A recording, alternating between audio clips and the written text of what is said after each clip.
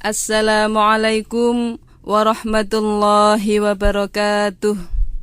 Bismillah, alhamdulillah, nahmaduhu hamdan katsiran la ghayah, wa nashkuruhu syukran aziman bila nihayah, wa nusalli wa nusallimu ala khairin nabiyyi arsalah, wa ala alihi wa sahbihi wa man tabi'alah, amma ba'd. Pendengar yang berbahagia, kuliah subuh pagi ini disampaikan oleh pengurus Pondok Pesantren Nurul Faizah Rungkut Surabaya bekerja sama dengan RRI Surabaya. Kita lanjutkan kajian kitab Mukhtarul Ahaditsin Nabawiyah. Kali ini kita lanjut pada hadis nomor 71. Jangan menolak rizki. Nabi bersabda, "Idza u'tita, jika kau diberi syai'an sesuatu min ghairi an tas'ala, dari yang bukan kau minta, fakul maka makanlah, wa tasaddaq dan sedekahkanlah." Apabila engkau diberi sesuatu tanpa engkau memintanya, maka makanlah dan sedekahkanlah. Bila mana kita mendapatkan sesuatu rizki dari orang lain tanpa kita meminta kepadanya, maka dianjurkan oleh Rasulullah agar kita memakan sebagian dari rizki itu dan mensedekahkannya, kelebihannya kepada orang lain. Hadis ini menganjurkan kepada kita supaya suka bersedekah dari kelebihan rizki yang kita peroleh dari Allah Subhanahu wa ta'ala. Allah berfirman, A'udzubillahi minasyaitonirrajim, Bismillahirrahmanirrahim. Man jaa'a bil hasanati falahu asyru amsalihha.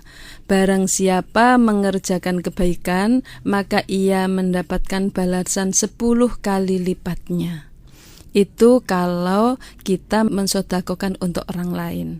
Tapi kalau kita sedekahkan untuk keperluan sabilillah, keperluan mengembangkan atau memperjuangkan agama Allah, maka dimisalkan dalam surat Al-Baqarah itu perumpamaan orang-orang yang menginfakkan hartanya untuk keperluan jalan Allah sama dengan orang yang menanam satu pohon, lalu satu pohon itu tumbuh 7 dahan, setiap dahan ada buahnya 100, berarti mendapatkan balasan 700 kali lipat.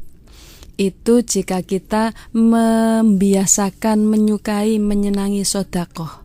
Bukankah harta kita itu milik Allah? Walillahi ma fis samawati wa ma fil ard. Milik Allah lah semua yang di langit, semua yang di bumi. Hanya yang sudah kita sedekahkan, yang sudah kita infakkan, yang sudah kita korbankan, yang sudah kita pakai akikah, yang sudah kita pakai menjalankan perintah Allah, itu saja yang milik kita. Kita pakai untuk zakat, pakai untuk haji, dipakai untuk sedekah, membantu fakir miskin, memberi nafkah keluarga, itu saja yang milik kita. Kalau misalnya kita punya uang 20 juta, kita diperintahkan untuk zakat 2,5%. Misalnya lalu kita zakatkan dari 20 juta itu kita sedekahkan 250 atau kita keluarkan 250. Maka balasannya adalah 250 kali 10 adalah 2.500. Kalau kita sedekahnya 250. Kalau kita pengen uang 20 juta, bagaimana supaya menjadi 30 juta? Disedekahkan yang 1 juta, maka akan mendapatkan balasan 10 juta, jadilah 30 juta. Kalau uang 20 juta pengen jadi 40 juta, disedekahkan 2 juta, maka akan dibalas oleh Allah 20 juta, jadilah 40 juta. Nonsen itu kan cuman angka. Itu pembicaraan orang-orang yang belum yakin. Tapi orang-orang yang tahu, yang punya ilmu, yang yakin, akan menerima dengan segala kesenangan dan akan mengalami kenyataan itu pada dirinya. Betapa rizkinya lalu jadi barokah, bisa untuk haji, bisa untuk mendidik, menyekolahkan anak-anaknya, bisa untuk bikin rumah anaknya dan seterusnya. Dari mana? Minallahi ta'ala, balasan berlipat ganda dari apa yang sudah disodakohkan untuk jalan Allah tadi. Maka hadis yang singkat ini juga Rasulullah memberikan dorongan kepada kita supaya sodakoh. Oleh Rasulullah diilustrasikan makanan, sesuatu. Kalau kau diberi sesuatu, jangan kau tolak, terima saja makan. Sebagian diberikan pada orang lain. Berarti setiap kali kita menerima apa saja, kita sudah cukup berikan itu kepada orang lain yang membutuhkan. Apalagi yang diperintah oleh Allah untuk kita memberikannya. Siapa itu? Pada fakir miskin, anak yatim, du'afa, sabilillah, ibnu sabil, dan lain sebagainya. Insya Allah balasan materi dan non materi dari Allah akan berlipat ganda karena kita suka bersedekah itu. Kita lanjutkan pada hadis berikutnya, berbuka puasa dengan buah kurma. Bagaimana Nabi dulu kalau berbuka puasa? Idza aftara, jika berbuka puasa, ahadukum, seseorang atau salah satu dari kalian, falyuftir, maka berbukalah, ala tamrin, atas kurma, fa innahu, maka bahwa ia, barokatun, ada barokah.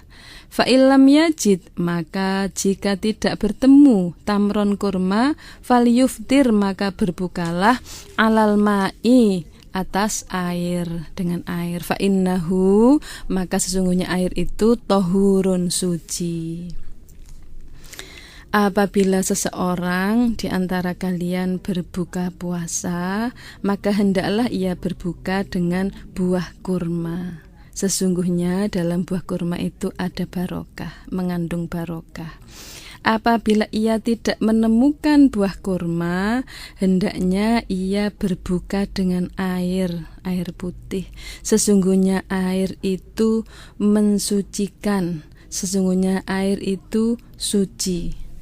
Nah, dalam hadis ini menerangkan disunahkan memakan buah kurma sebelum memakan makanan yang lain, dan disunahkan dengan buah kurma makanan lainnya yang mengandung manis-manis.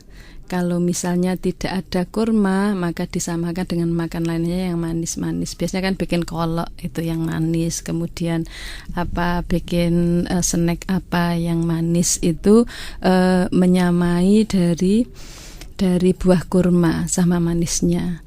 Apabila seorang tidak menemukan kurma untuk berbuka, maka ia dianjurkan hendaknya ia meminum air lebih dahulu. Sunnah takjil. Takjil itu bukan makanannya, takjil itu bukan kue yang dibawa ke masjid. Takjil itu adalah segera berbuka puasa. Maka biasanya dengan makanan ringan. Dalam hadis ini disebutkan kurma atau air putih. Kalau sekarang ada kurma, ya kue yang manis. Makanya kalau bawa takjil, lebih baik adalah kue yang manis. Dianjurkan demikian karena buah kurma mengandung barokah, sedangkan air mengandung kesucian yang dapat membersihkan tubuh dari segala macam penyakit. Sehubungan dengan buah kurma ini, Allah berfirman dalam Al-Quran surat An-Nahl ayat 67. A'udzubillahi minasyaitonir rajim. Wa min thamaratin nakhili wal an'ami tattakhiduna minhu sakaran wa rizqan hasana. Dan dari buah kurma dan anggur kalian buat minuman yang memabukkan dan rizki yang baik. Maksudnya di sini disebutkan minuman memabukkan. Ternyata meskipun benda suci, kalau dipegang oleh tangan orang yang bermaksiat, maka benda suci pun bisa menjadi sesuatu yang diharamkan. Padahal mestinya bisa juga, atau iya, asal mulanya sebagai rizki yang baik, rizqon hasana, rizki yang baik, yang barokah. Nah, pengertian barokah dalam hadis ini ialah rizki yang bisa memberikan kebaikan bagi keluarga itu. Adapun mengenai minuman yang memabukkan, pengertiannya telah dimansuh oleh ayat yang lain, yaitu diharamkan khomer. Sedangkan mengenai air, Allah berfirman, wa anzalna minas samaa'i ma'an tahura, dan kami turunkan dari langit air yang bersih, air yang suci. Ini pelajaran dari Rasulullah jika kita berpuasa. Apakah itu puasa wajib pada bulan Ramadan atau puasa sunnah? Hari Senin, hari Kamis, puasa hari putih, tanggal 13, 14, 15 bulan Hijriah, puasa bulan Syawal, puasa bulan Asyura, puasa bulan Dzulhijjah. Kalau bulan Dzulhijjah tanggal 8 dan tanggal 9, kalau bulan Asyura, bulan Muharram tanggal 9 dan tanggal 10. Kemudian sunnah juga puasa Rajab, sunnah juga puasa Sya'ban, sunnah juga puasa Dawud. Kita ini umatnya Nabi Muhammad kok niru puasanya Nabi Dawud. Ternyata yang memerintah Nabi Muhammad. Sebaik-baik puasa adalah puasanya Nabi Dawud, sehari puasa, sehari enggak, sehari puasa, sehari enggak. Itu. Ada juga puasa yang dilakukan oleh Nabi yang mungkin kita belum ada attention ke sana, adalah puasa di hari lahir. Nabi puasa hari Senin itu karena Nabi bersabda, ya hari Senin itu yauma wulidtu, hari itu aku dilahirkan. Berarti memberi pelajaran pada kita, di hari kelahiran kita disunahkan puasa. Hari kelahiran itu kalau lahirnya hari Senin ya tiap Senin puasa. Bukan Senin Pon, Senin Rebo, Senin Kliwon gitu kan nunggu 36 hari. Itu kan weton ya, wetoni. Poso dino wetoni, bukan puasa hari lahirnya. Kalau punya anak, supaya anaknya pinter, derajat tinggi, seperti Rasulullah itu derajat tinggi, maka orang tua bisa membantu puasa hari kelahiran anaknya. Insya Allah menjadi anak yang mudah untuk dibentuk, dididik menjadi anak yang soleh solihah. Nah, ketika berbuka puasa, supaya ada takjil dulu. Setelah makan buah kurma atau air putih, sekedar untuk memutus puasanya. Puasa kan gak boleh disembung sampai malam, sampai besok. Diputus pada saat maghrib itu. Setelah itu lalu dilanjutkan dengan sholat maghrib dulu. Setelah sholat maghrib kemudian baru berbuka, macam-macam makanan yang sudah disediakan di meja itu, nasi apa macam-macam. Itu lebih baik. Meskipun ada yang berbuka dulu sampai habis lalu baru sholat karena mau zikir terus sampai isya, boleh, asal tidak sampai waktunya molor, waktunya panjang. Jangan sampai menjadikan kita sholat akhir waktu gara-gara kita buka dari puasa sunnah. Maka supaya segera melakukan sholat maghrib setelah berbuka puasa itu. Kalau khawatir keakhiran ya takjil dulu seperti di masjid-masjid itu, di musola. Kalau adzan maghrib persis, minum sekedarnya, kemudian dengar adzan lalu makan kue 1 atau 2, minum air putih atau minum kolak, segera berkumur, langsung sholat maghrib setelah memiliki wudhu sebelumnya. Kita lanjutkan pada hadis nomor 73. Sedikit makan disukai oleh Allah. Nabi bersabda, idza aqalla, bila mensedikitkan, ar-rajulu, seseorang atau orang laki juga bisa, at-tu'ma, makanan, muli'a, maka dipenuhi, jaufuhu, perutnya, nuron, dengan cahaya. Apabila seseorang sedikit makan, maka perutnya dipenuhi oleh cahaya. Cahaya apa? Cahaya Allah, cahaya iman, cahaya ilmu, cahaya kebenaran. Nah, hadis terdahulu telah disebutkan bahwa orang yang paling disukai Allah adalah orang yang paling sedikit makannya. Dan dalam hadis lainnya disebutkan pula bahwa di antara penyakit yang paling dikhawatirkan oleh Nabi SAW adalah perut besar, Perut besar yang dimaksudkan adalah banyak makan. Mengingat hal tersebut, maka dalam hadis ini disebutkan akibatnya yang baik dari menyedikitkan makan, yaitu perutnya akan dipenuhi oleh cahaya. Perut yang dipenuhi cahaya itu bagaimana? Perut itu tidak mendatangkan sesuatu yang negatif pada pelakunya, kepada pemiliknya yang punya perut itu. Kalau perut itu kenyang, maka lalu ngantuk. Kalau ngantuk lalu tertidur pulas. Bisa juga sholatnya keakhiran. Bisa juga biasanya ngaji jadi nggak ngaji. Bisa juga biasanya tahajud jadi kesiangan, kesubuhan, karena mau tidur perutnya kenyang. Nah, kalau nggak percaya coba nanti dicoba ya. Mau tidur, makan yang kenyang, nanti bangunnya itu kesubuhan ya. Tidak seperti biasa mudah untuk bangun sholat tahajud. Tuh, jadi nur adalah cahaya kebenaran, cahaya kebaikan dari Allah yang akan membawa pelakunya untuk hal-hal yang baik saja. Lalu dia gampang untuk melakukan ibadah, ringan untuk melakukan perintah Allah, senang untuk melakukan bangun malam, senang untuk banyak membaca zikir, membaca Al-Quran, berdoa, munajat ya kepada Allah, berbisik-bisik, beribadah, akan membawa pelakunya pada kondisi itu. Karena ada cahaya dari Allah tadi di perutnya. Nabi itu memberi pelajaran kepada kita, nahnu qaumun la na'kulu hatta naju'a wa idza akalna la nashba'u. Kami ini kaum, kami tidak makan sebelum kami merasa lapar.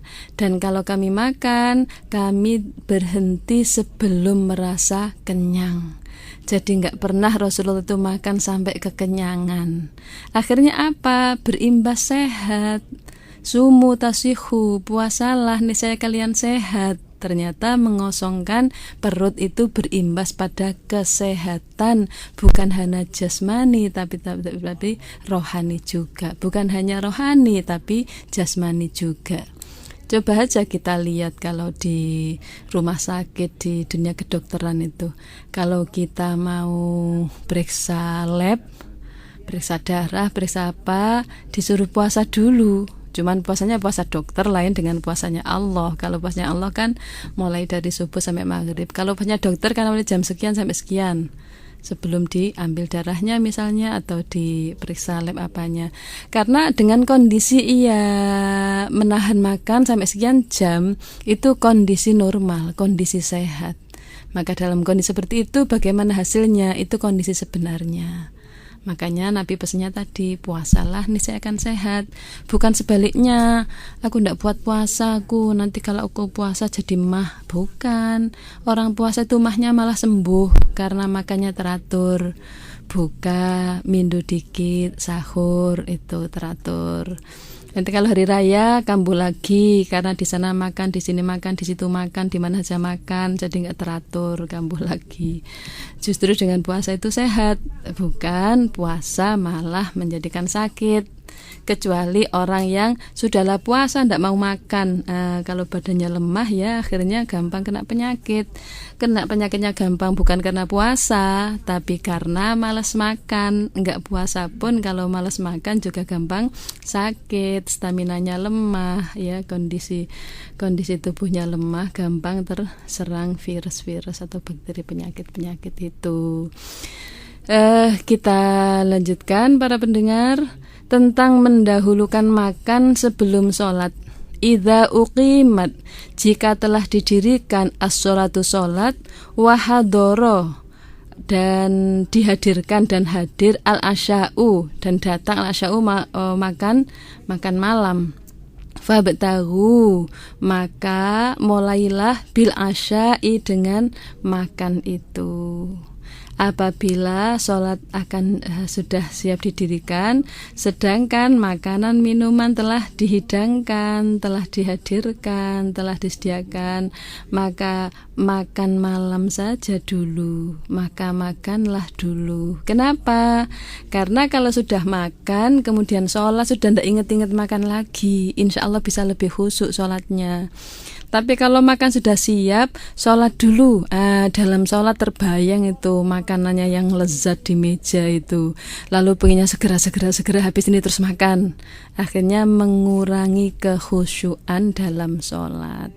Kalau memang sudah siap hidangan untuk makan, ya dahulukan makan dulu.